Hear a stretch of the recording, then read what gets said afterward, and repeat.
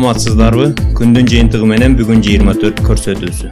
Урматтуу Россиядагы жердештер, COVID-19 оорусу башталып, карантин болгонуна 1 айдан ашып калды. Мына эртең кырдаал жакшы болуп кетер деген үмүт менен олтурабыз. Бул элдет дүйнө жүзүн чөгөлөтүп койгону баарыбызга белгилүү болуп калды. Айтайын дегеним, жалгыз биздин элдин башына келген кыйынчылык эмес. Россияда бейрасмий маалыматтарга караганда 1 миллионго жакын кыргыз, 1 миллиондон ашык таджик, 3 миллионго жакын өзбек мигранттар бар деп жүрөбүз. Өзбек туугандар карантин башталганда 30 миллиондон ашык калкыбыздын, мамлекетибиздин коопсуздугу үчүн деп чек арасын чымчык учуп кирбегендей жаап, Россиядагы эмгек мигранттарын алып кетпей тургандыгы жөнүндө расмий билдирүү кылган. Андан соң Россия мамлекети дагы аба майданын токтотуп, учактар учпай калды. Бүгүнкү күндө жалпы эмгек мигранттары үчүн оор жагдай түзүлгөнү баарыбыз көрүп турабыз. Коңшу өлкөлөрдүн эмгек мигранттары элчиликтеринин эшиктерин тепкилеп, бийлигин ар кандай сөздөр менен сөгүп алып кеткиле дегенин койбойсуң.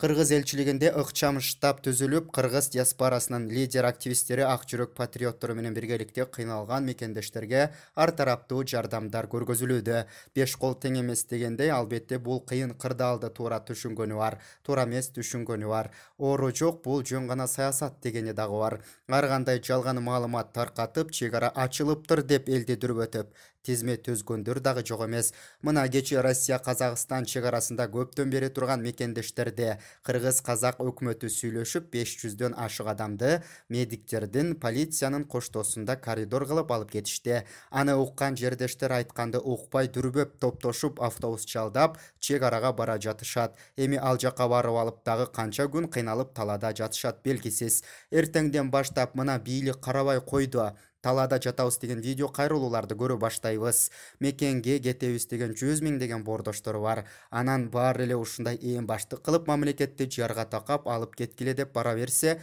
бизде карантин бүтпөйт. Бул жаман аты бар душманды жеңе албайбыз. Карантиндин ар бир күнү миллиондогон чыгашаларга алып келип жатат. Канчалаган салык төлөгөн ишканалар токтоп, элдер жумушсуз олтурушат. Ансыз да кыйналып турган мамлекетибиз такыр эле чөгөлөп тура албай калат го. Азыр көпчүлүк адамдар симптому жок, ооруп, орусча айтканда переносчик болуп жүрөт. Үйүнө барганда тууган кошуна, жакындарына жугуза берсе, оору токтобой эртең мамлекетибиздин келечеги кандай болот?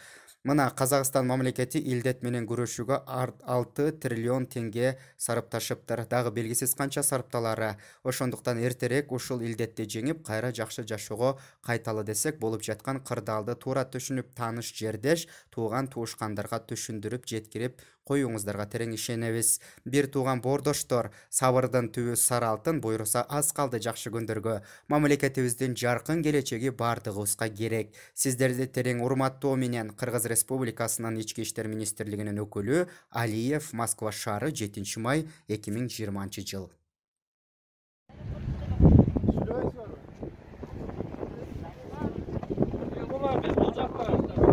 Мамлекеттен бир сом бир тиын сурабай элебиз. Бул жакта өзүбүздүн күчүбүз менен өзүбүз автобус жалдап коридор ачып бергилесе, ошого мүмкүнчүлүгүңөр жетпей да силеринчи. Силерде кыргыз деген намыс барбы? Кыргыз, мына кыргызды силер сыганга теңеп салыңар, маяктачы. Кыргыз деген намыс, патриоттук сезимдерди ойготкуңлайчы, жигиттер. Кыргызстанда депутаттар мейли, силер уктап калсыңар. Биздин патриот жигиттер ойгонгула. Ким дагы? Аксакалдардан.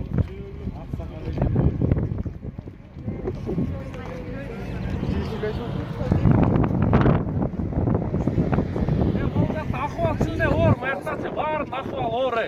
Оюнда барлар бар, биякта буту сынган, балдак таянып жүргөн бир туугандарыбыздар бар. Ачка ток могул жакта талаада калдык, элечи. Бизчи кеткенге мүмкүнчүлүк, өзүбүздүн мүмкүнчүлүгүбүз бар. Бирок бизге жол тосулуп атат. Кереги жок. Жол ачып берсин, 2 айдан бери жаптык. Аэропортто билет исмен турасың, эмне бир сом туруп атасың, алып эле кетсин, жолду ачып берсин. Жолду ачып берсин, биз кетели. Эрте сарсан болуп бүттү. Кайрап бир сом акча жок, эчтекебиз калбады.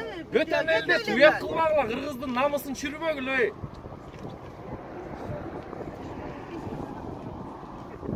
Açılıp kalsak. Talada kaldı.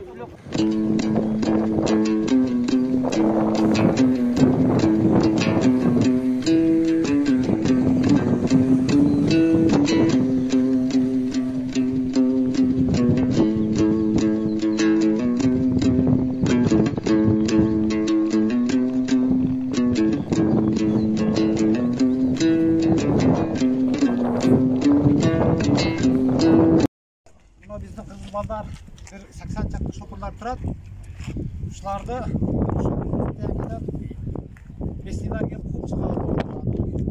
Шуны передачасы табап шығып кетсеңіздер. Баштайды бұл. Ресми администрация çıkmasana da OMON'un güçmenen çıkarağız deş otat bize mınerde. Situatsiya sekin olup ketip bizi arkaga kete turgan yol yok. Alacaklarda жау бар жоқ. Bizge Türkiye mınao Kazakistan'dan koridor açıp bersеңizdер. Biz ошолар bir maşinada birden şoför ötüp ketebиз деп ümittübüz. Dagı эле ümittiz elekpiz. Sizlerden suranıç. Жогорудагылар bizdi esingizden çıkarıp koyboğular. Bizdi al jaka barganдар, al jakta hech kim kalbattır. Bizdi mınao bayanный nemege maşinalarını koyup barını alып keldik dep süйлöşüp attır. Biz mına yerde dagı эле turabız. 2 aydan beri turganдар бар. 1 aydan beri turganдар бар. Уже ешкимде акчасы калган жок мындай. Жол киреге бензин куюп кетип, онайлы деп үмүттөнүбүз дагы.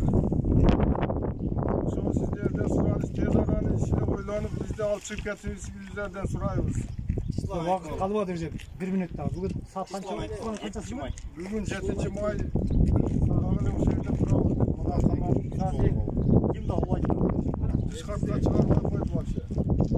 Az magazinge barışma da oylanıp otağız. Vayz geçsiniz 25 bin 30 bin штраф olacak.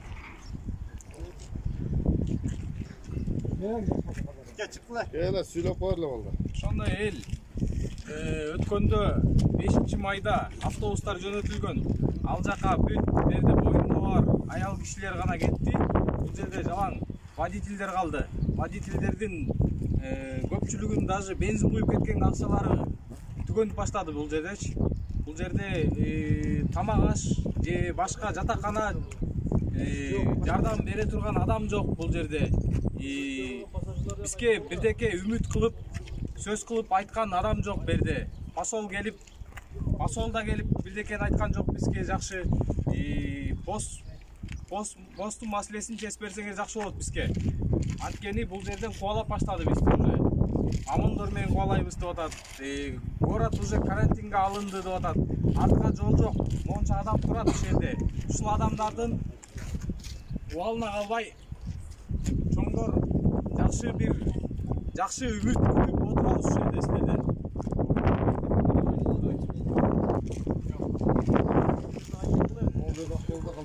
Assalamu alaikum, hurmatly Kırgız elim. Sizlerden soranız, onlardan deputatlardan.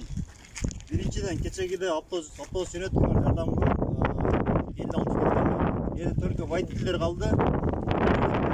Onlarda 2 avtobus kommerческий oldu. Aldı 10 bin geçeyim oldu. Bunlar bu жерде 50 жегенler kaçın topladılar. Yerde şu yerde turgan 100'te aşık водительler var. Bir koridor alışıp ketkenге üçüңөр жетпейби даражаңа. Андай экен шунча элдин, жаштардын, чоңдордун ата-энеси, бала чакасы күтүп атат. Өзүңөрдүн балдарыңар болсо, өзүңөрдүн бүт туугандарыңар болсо ушул жерде эмне болот элеңер? Экинчиден силерден суранабыз Түркияна коридор биринчиден жол ачып бериңердер. 100 ашык машина бар. Ар бир машинада бирден водитель, пассажирден бири 10 чакты бар. Кеткен автобустан 52 адам өтө албай калды. Эмне үчүн акчаны берип калып калдылар? Азырдагы бар, бүгүн 7 май, бузулукта жөө берип аткан адамдар бар. Ушунча адамды ыйлатып отуразар креслода. Андай эле иштебейт экени бергиле. Ушунча адам атына сураган мен Кенжетай Жигит Аксыдан болом. Ушунчалык тепке чыкканда иштеп атасыңар, камап атасыңар. Каласаңар шерден келип атып кетиңер. Ушунчалык небере чече албайсыңар, 120 депутат. Bir adamdan alıp geçsen hep düşüyor. Ananda oturasın bu şu bileti sat bekir avtobus dedi. Kaça degen bir oturan şeyde adamlar. Korup gelgen o. Çok semester var arasında. İçine algan gelgenleri var. İşte bala çakadı var. Bir son iki son bulamayan adamlar var. Kırgızstan'dan misal için yardım surab azar sizlerden. Östörmeyet, östör baksa elden. Endi üçün şu bir gün Grayson açıp berген ruhsat alıp berебиз. Господалар эскертип беребиз. Россиянын ичинде жүргөн Санкт-Петербург шаарындагы кайта турганда таксисттер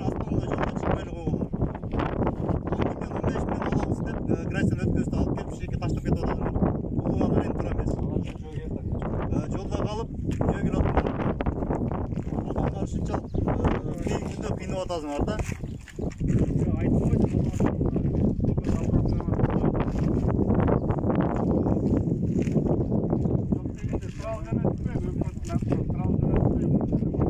Ушунчалык депутаттар үчүн чечип бере албасаңар, автобус жөнөттүңөр мейли. Хотя эл суранабыз. 50 на 50 жөнөткүлө туралды. Жарым автобус менен турал жөнөтсө жарым акча машиналар жүктөйбүз. Спокойно чыгып кетебиз. Силерге да жакшы, бизге да жакшы. 100 автобус, 100 адам, 100 адам бар. 2 автобус 10 ашык турал керек. Где 12-13 турал керек. 50% төлөсөк, 50%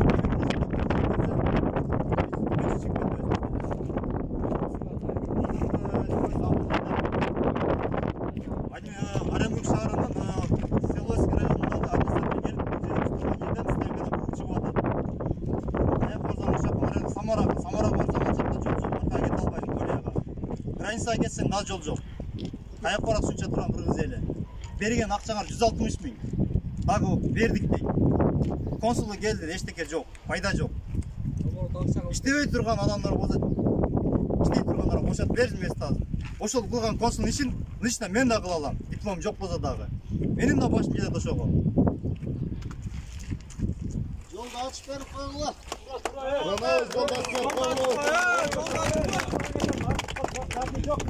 Жолду ачыңlar, Казакстанда чай ичебиз дебейбиз. Заправканы ачып бергиле. Ачка, вообще токтош жок. Болгон заправка кылабыз, кеттик Кыргызстанга. Болгон суранабыз ушул. Зеленый коридор.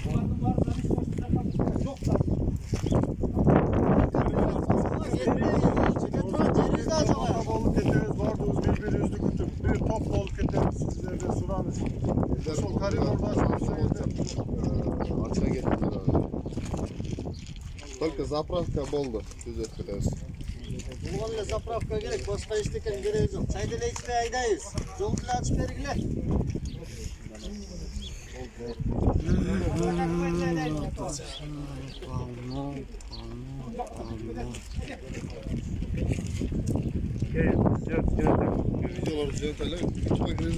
Карантин и замереть, чтобы у нас не было распространения. Поэтому всем совместно сейчас поработать, заводить машины и перебираться за округ куда-то, куда, в общем-то, есть возможность у вас. Сейчас, соответственно, правительство по Бишкеку, тех, кого вернули на автобусах, сейчас автобус там подойдет до обеда, решается о перевозке их на приграничную территорию, определяет правительство области, а у вас, кто на транспорте, все должны покинуть эту территорию.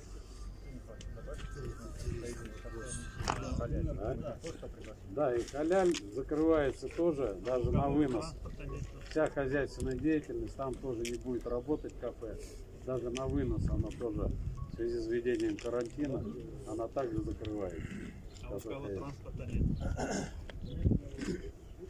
Но у кого транспорта нет, вот, к сожалению, вот эти все нестыковки, когда все это валом идет сюда, да, трудно все это предусмотреть.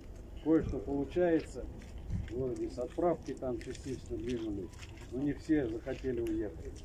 Предлагали на территории воинской части вот транспорт можно было поставить и всем уехать. Предлагали. Но все равно остались, все равно. Дошло дело до карантина. Если позавчера у нас было 25, то вчера уже у нас за 2 дня вот 54 случая. И все это очаги. Вчера, знаете, 8 человек увезли, только вот гостей положили наши. И эти очаги, они непонятно где.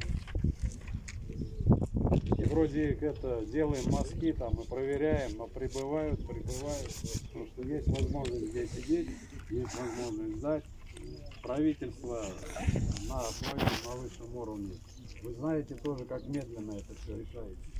Пока вот эти действенные меры не будут нами здесь на местах приняты, не пускать, все, закрывать вот это вот, потому что это невыносимо будет сейчас. И болезнь развиться, и еще хуже будет. Поэтому вот такое постановление, все объекты. Ассаламу алейкум, кыргыз элим, кандайсыңар? Бир туугандар, жакшысыңарбы?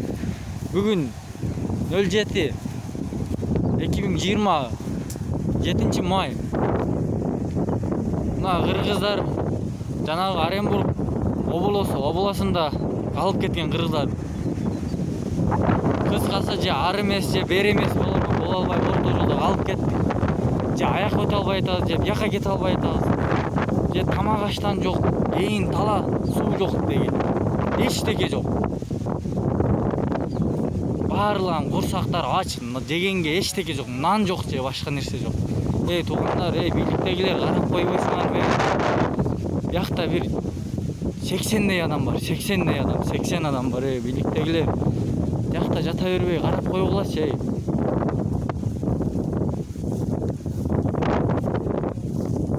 Мына туугандар, ар эле болду, кыргыз эли бир карап жардам болуп койбойсуңарбы? Жатыштарын карагыла, эйин тала же аяк эмес же бери эмес кете албайттарбы? Хостелде жаткандар да бар.